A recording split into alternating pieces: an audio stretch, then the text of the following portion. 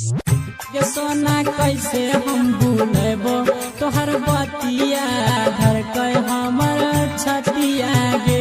Chunna Aryan digital recording studio Purnia. ये सोना कैसे हम भूलेबो तोहर बतिया घर के हमर छतिया गे।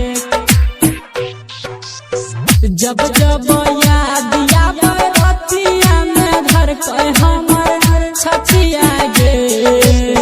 जब जब याद आवे रतिया में घर के हमर छतिया गे। ये सोना कैसे हम भूलेबो तोहर बतिया घर के हमर छतिया गे। ये जानू कैसे हम भूलेबो तोहर बतिया घर के हमर छतिया गे।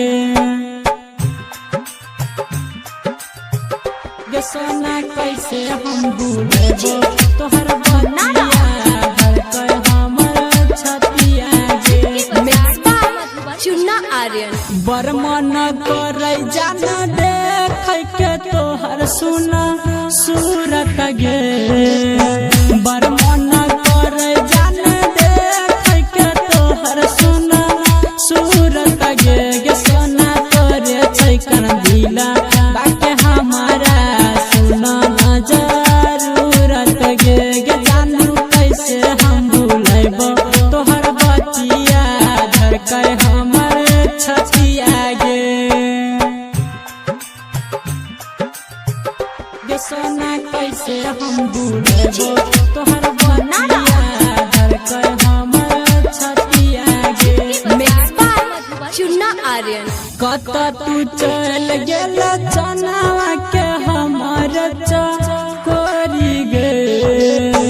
कत तू चल गेल रमन जी के जान तू छोरी गे। गे सोना तोरा बिन हिंदी यो नया बैसुना गे गोरी गे। गे जान कैसे हम भूलेबो तोहर बतिया घर के हमर छतिया गे। Chunna Aryan digital recording studio Purnia.